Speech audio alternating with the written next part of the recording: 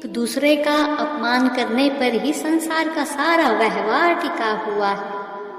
कोई भी व्यक्ति अपने अपमान को सहन करने की क्षमता नहीं रखता है। आखिरकार अपमान निराशा का प्रतीक है। जब अपमानित व्यक्ति की भावना पर ध्यान नहीं दिया जाता है, जब उसकी शक्ति को कमजोर माना जाता है, तो व्यक्ति का अपमान होता है। वैसे तो हम भी कई लोगों का बिना वजह अपमान करते हैं।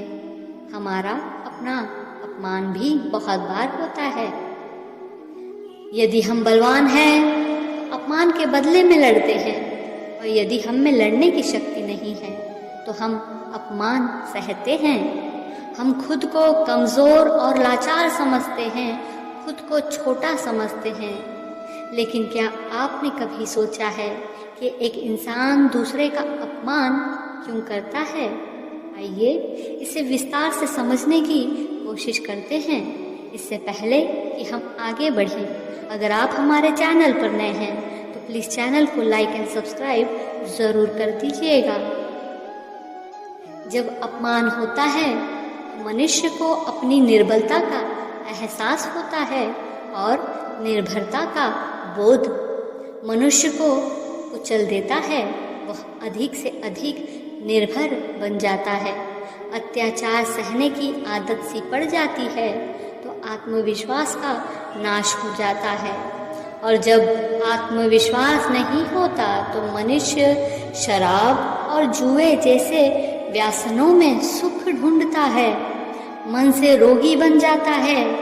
आखिर किसी भी मनुष्य की ऐसी दुर्गति कोई क्यों करता है?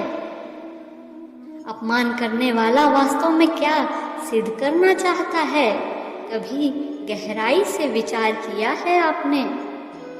भगवान श्री कृष्ण के अनुसार हम सभी जीव अपने से कम बलवान का अपमान करने के लिए सदैव तत्पर रहते हैं।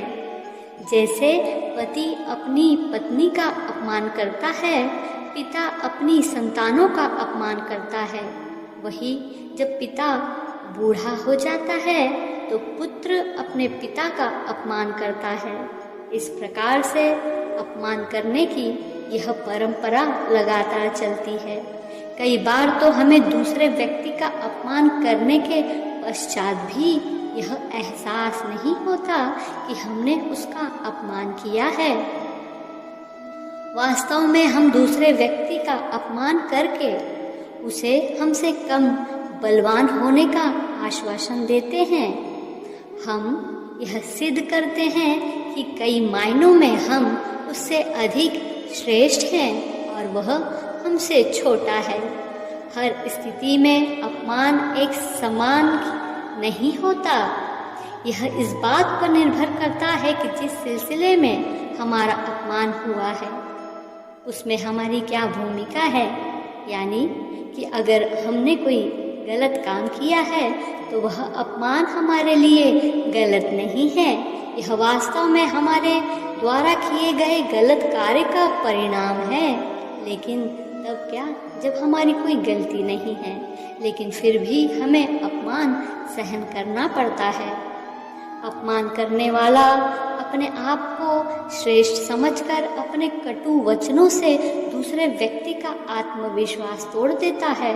वह अपनी शक्ति सिद्ध करने की चेष्टा करता है।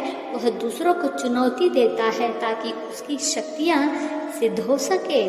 ऐसे लोग कई बार अपने पैसों के बल पर या शारीरिक बल पर नाज करते हैं। ऐसी स्थिति में जब आपका बिना किसी गलती के अपमान हुआ हो, आपको उसे सहन नहीं करना चाहिए। आपको अपमान करने वाले के समक्ष निडर होकर इस बात का विरोध करना चाहिए। आप अपनी बात निडर होकर अगले व्यक्ति के सामने रखें, चाहे वह इस बारे में कुछ भी प्रतिक्रिया दे, क्योंकि यह समस्त संसार एक द्वंद्व है। इसलिए आपका आत्मविश्वास कभी कम नहीं होना चाहिए। यदि आपका आत्मविश्वास कम होता है तो आपको सहन करने की एक आदत हो जाती है, जिसकी वजह से आपको निरंतर छोटा होने का एहसास होता है और आपकी आत्मा उछली हुई महसूस होती है। इसलिए आप ना तो किसी का अपमान करें, क्योंकि अपमान करना एक असहज स्थिति है। इसके अलावा अपने आत्मविश्वास को बनाए रखने के लिए ना ही आप कभी दूसरे व्यक्ति का अपमान स्वीकार करें।